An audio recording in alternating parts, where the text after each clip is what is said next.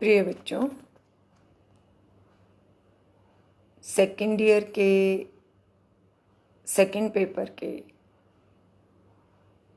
एक महत्वपूर्ण टॉपिक में आज बात करेंगे, मानव भूगोल के मूलभूत सिद्धांत। अब मानव भूगोल के मूलभूत सिद्धांतों में, जैसे हमने विषय क्षेत्र में पहले पढ़ा था कि प्राकृतिक एवं सांस्कृतिक दोनों पक्ष परिवर्तनशील हैं और उनके विभिन्न तत्व परस्पर एक दूसरे से संबंधित हैं। ये दोनों पक्ष परिवर्तन, क्रियाशीलता, गतिशीलता के साथ साथ विकसित होते हैं। तो मानव भूगोल के 3 आधारभूत सिद्धांत हैं, जिसमें पहला है क्रियाशीलता या परिवर्तन का सिद्धांत, दूसरा है पार्थिव एकता का सिद्धांत या सार्वभौमिक एकता का सिद्धांत, और तीसरा है वातावरण समायोजन का सिद्धांत। आज हम क्रियाशीलता के सिद्धांत के बारे में बात करेंगे।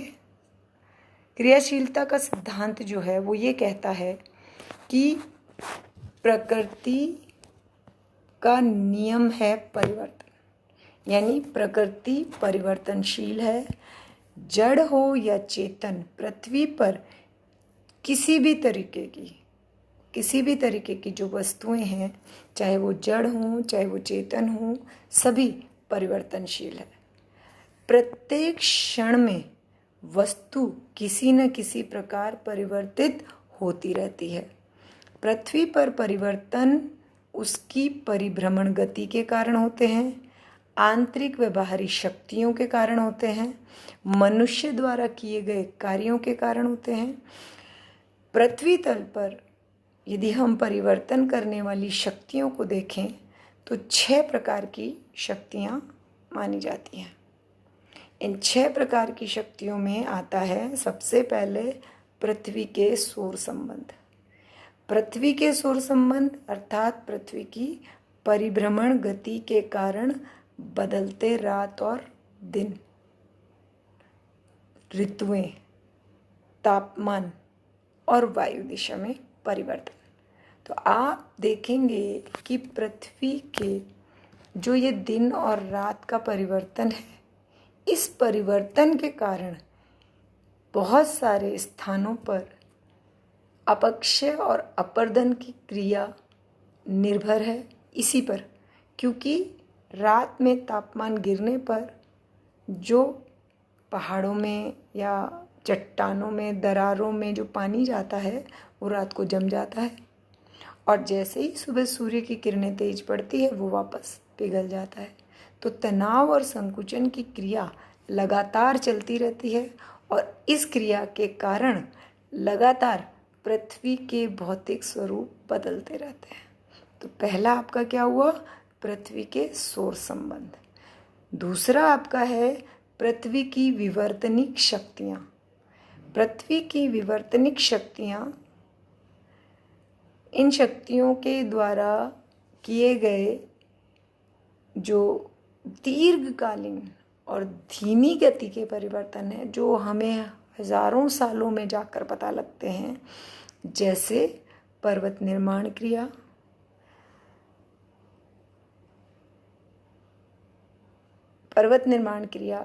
एक बहुत धीमी गति से चलने वाला प्रोसेस है। ये आपने फर्स्ट ईयर में थोड़ा बहुत इसके बारे में पढ़ा भी होगा। थोड़ा सा हम शॉर्ट में बताते हैं कि जब भी कहीं पर्वत का, पठार का उत्थान होता है तो वहाँ अपर्दन कारक उसको ऊपर से कटिंग उसकी चालू कर देते हैं, यानी अपर्दन करना उसको शुरू कर देते हैं। अब जब अपर्दन होगा तो कुछ मटेरियल वहाँ से हटेगा, कुछ पदार्थ, कुछ मलबा वहाँ से हटेगा। अब उस मलबे को अपने साधनों से, जैसे वायु के द्वारा परिवहित होकर, प्रवाहित जल के द्वारा परिवहित होकर, वो मलबा उड़कर या बहकर नीचे आएगा। नीचे वो प्रवाहित जल के द्वारा यदि चल रहा है तो जाके समुद्र में मिल जाएगा, और वायु के द्वारा भी है, तो जहाँ भी अवरोध मिलेगा वहाँ वो अपना मलबा जमा कर देगा।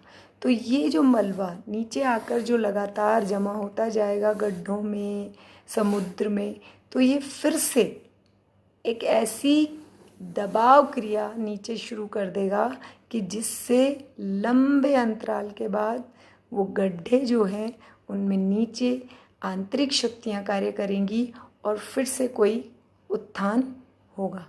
ये क्रिया दीर्घकालीन है, निरंतर चलने वाली क्रिया है, हमें अपनी आँखों से देखने में नहीं मिलेगी। दूसरी अचानक होने वाली क्रियाओं में क्या आता है? भूकंप, ज्वालामुखी, जो अचानक से फटते हैं, अचानक से कंपन होता है। अब अचानक भी जो होता है उसमें हम लोगों को बहुत सारे परिवर्तन देखने को मिलते हैं। जैसे ज्वालामुखी जब फटता है तो आसपास के एरिया में विध्वंस हो जाता है, लेकिन उसके पश्चात जो लावा निकलकर वहाँ जमा होता है वो बहुत सारे खनिज, बहुत उपजाऊ मृदा, बहुत सारे गैसीय पदार्थ हमको उपलब्ध करवाता है। तो दोनों ही है कि विध्वंस भी होता है और रचना भी होती है, परिवर्तन दोनों में हो रहा है। तो यहाँ पर दूसरा हुआ पृथ्वी की विवर्तनिक शक्तियों के द्वारा परिवर्तन होता रहता है। तीसरी है सौर्य शक्ति, सूर्य की किरणें।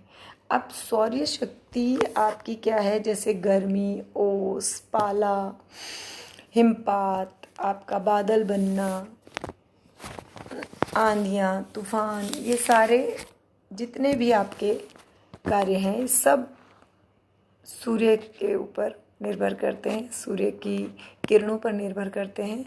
सौर्य शक्ति के द्वारा वनस्पति, पशुओं व मनुष्यों को जीवन की ऊर्जा प्राप्त होती है।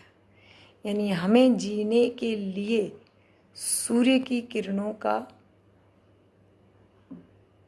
हमारे जीवन में सूर्य की किरणें बहुत महत्वपूर्ण हैं। तो सूर्य की किरणों का होना बहुत आवश्यक है हमारे जीवन में, क्योंकि सूर्य की किरणें नहीं होंगी तो हमारी जो ऊर्जा है, शक्ति है कार्य करने की, वो बहुत अधिक घट जाएगी।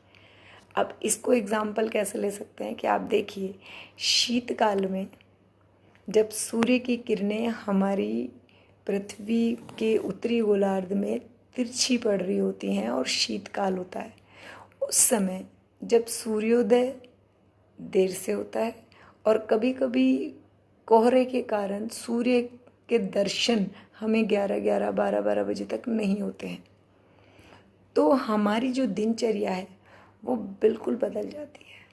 हम ज़्यादा से ज़्यादा कोशिश करते हैं कि हमें कोई काम, बहुत अधिक कार्य ना करना पड़े।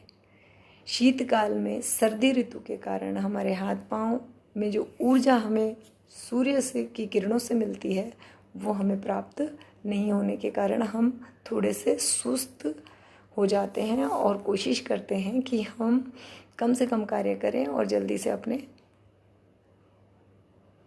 घर की तरफ प्रस्थान करें। नेक्स्ट है आपका गुरुत्वाकर्षण शक्ति। गुरुत्वाकर्षण शक्ति के द्वारा हर पदार्थ को अपनी तरफ खींचने की प्रवृत्ति होती है। गुरुत्वाकर्षण शक्ति का मतलब क्या है कि पृथ्वी जो है वो हर वस्तु को अपनी ओर खींचने का प्रयास करती है। अब जब ऐसा प्रयास होता है तो आप देखिए कि क्या होगा, सबसे ज़्यादा हमें कहाँ दिखाई देती है गुरुत्वाकर्षण का प्रभाव?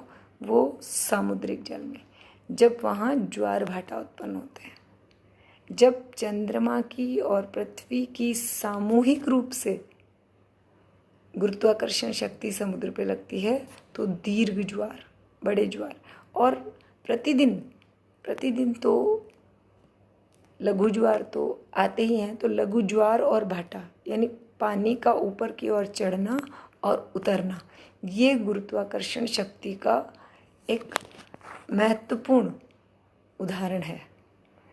मनुष्य के जीवन को सबसे ज़्यादा आवश्यक क्या है? ऑक्सीजन। और ऑक्सीजन का घेरा हमारी पृथ्वी के इर्द गिर्द गुरुत्वाकर्षण शक्ति के कारण ही टिका हुआ है। क्योंकि अगर पृथ्वी की में गुरुत्वाकर्षण शक्ति उस ऑक्सीजन को हमारे पृथ्वी के आसपास आकर्षित करके नहीं रखेगी तो मनुष्य का जीवन समाप्त हो जाएगा। तो दो बहुत महत्वपूर्ण चीज़ें हो गई हैं गुरुत्वाकर्षण शक्ति के कारण, और ये परिवर्तन भी, ये गुरुत्वाकर्षण शक्ति, आप सोच के देखिए कि अगर गुरुत्वाकर्षण शक्ति के कारण ऑक्सीजन नहीं होती तो क्या हमारा जीवन या हमारी जिस तरह से दिनचर्या जीवन में ऑक्सीजन के बिना चल जाती, नहीं चलती। तो इसको आप समझिए कि गुरुत्वाकर्षण शक्ति भी हमारे लिए बहुत अधिक आवश्यक है। पांचवा आपका आता है जैविक शक्तियाँ। अब जैविक शक्तियों में क्या होगा कि आपकी वनस्पति मृदा को अपरदित होने से बचाती भी है और वनस्पति के कारण मृदा अपरदन होता भी है। दोनों चीज़ें कैसे होती है कि वनस्पति हम जहाँ भी लगाते हैं उसके आसपास की मृदा को वनस्पति अपने जड़ों के द्वारा बांध लेती है, लेकिन जब भी उस पेड़ का जीवन पूरा हो जाता है या बाढ़ की वजह से या कोई अन्य आंतरिक हलचल के कारण वह पेड़ अपना स्थान छोड़ता है तो वो बहुत बड़ी और अधिक स्थान की मृदा को अपने साथ लेकर गिरता है। चट्टानी भाग में दरारें तक, उसकी जब जड़ें उखड़ती हैं तो चट्टानों में दरारें तक पड़ जाती हैं। तो वनस्पति केवल मृदा को रोकने का कार्य ही नहीं करती, वो मृदा को अपरदन करने का कार्य भी करती है। दूसरा, जैसे अब आपको मैं इसको पढ़कर ही बता देती हूँ कि जैविक शक्तियों में वनस्पति जो मृदा अपरदन बढ़ाती है, शैलों पर आवरण के रूप में विस्तृत रहती है। वनस्पति की जड़ें नरम शैलों के में दरार उत्पन्न करती हैं और उनको चटका देती हैं। जीव जंतु भी मृदा अपरदन में बहुत महत्वपूर्ण कारक का काम करते हैं। ये अपने लिए जो छोटे छोटे जीव होते हैं जैसे चूहे, सांप, ये बिल बनाते हैं तो हमारी सारी चट्टानों को, मृदा को कमज़ोर कर देते हैं, खोखला कर देते हैं उस स्थान पर से। छोटे छोटे कीड़े होते हैं जो कि बहुत अधिक किस्मों के हैं, जो कृषक हैं वो लगातार देखते होंगे। तो वो सारे कीड़े आप देखिएगा कि पृथ्वी में छोटे वो भुरभुरी सी मिट्टी को, लगातार मिट्टी को भुरभुरी कर देते हैं और उसके कारण से क्या होता है कि मृदा का अपरदन बहुत अधिक होता है। अंतिम जो शक्ति है वो आती है मानव शक्ति। मानव से बड़ा परिवर्तन कारक पृथ्वी के लिए कोई और है ही नहीं, क्योंकि मानव के पास एक बहुत महत्वपूर्ण शक्ति है और वो है बुद्धि। मनुष्य ने अपनी बुद्धि का उपयोग करके प्रकृति को जिस तरह से अपने जीवन को बेहतर बनाने के लिए उपयोग किया है वो सभी को दिखाई देता है। जैसे मनुष्य का सबसे पहले जब हमारा मनुष्य आदि मानव स्थिति में था तो उसको क्या चाहिए था? केवल भोजन। अब जब उसको भोजन मिलने लगा, कच्चा मांस, जानवर, जीव जंतु मारकर खाना, ये उसकी दिनचर्या थी। जब उसे समझ आया कि इसके अलावा भी मैं कुछ कर सकता हूँ, जैसे मैं वस्त्र पहन सकता हूँ, तो उसने अपने लिए वस्त्रों का निर्माण करना शुरू किया। और वस्त्र कैसे बनाए? पहले उसने पत्तों के बनाए, फिर धीरे धीरे उसको समझ आई कि मुझे अपने रहने के लिए एक स्थान भी चाहिए जो सिर्फ मेरा हो। तो फिर आया आवास। और ये तीनों चीज़ें मैं अध्ययन क्षेत्र में आपको बता चुकी हूँ कि मनुष्य को भौतिक 3 महत्वपूर्ण भौतिक आवश्यकताएं हैं उसकी: रोटी, कपड़ा और मकान। और इसके लिए मनुष्य लगातार पृथ्वी के साथ संबंध बनाकर अपने जीवन को बेहतर से और बेहतर और बेहतर और बेहतर बनाता रहता है। अब जब मनुष्य को ये तीनों चीज़ मिल गई तो फिर उसने क्या किया, वनों को काटकर कृषि कार्य किए, खेत बनाए, खेतों को काटकर अपने निवास स्थान बनाए, समुद्रों से जो मछलियाँ प्रकृति ने भरपूर मात्रा में हमें दे रखी थी उनको पकड़ना शुरू किया, मछली उत्पादन शुरू हो गया। उसके बाद जो प्रकृति ने हमें बहुत सारा खनिज दिया था, चूँकि बुद्धि थी मनुष्य में तो उसे तो विकास करना था, तो उसे पता लगा कि मैं किस खनिज को कहाँ काम में ले सकता हूँ, तो उसने खाने खोदना शुरू किया। उसके बाद उसने नहरें बनाई, सड़कें बनाई, सुरंगें बनाई, बहुत सारे जीव जंतुओं का मूल स्थान परिवर्तित किया, एक स्थान से दूसरे स्थान पर ले जाकर उनको प्रत्यारोपित किया।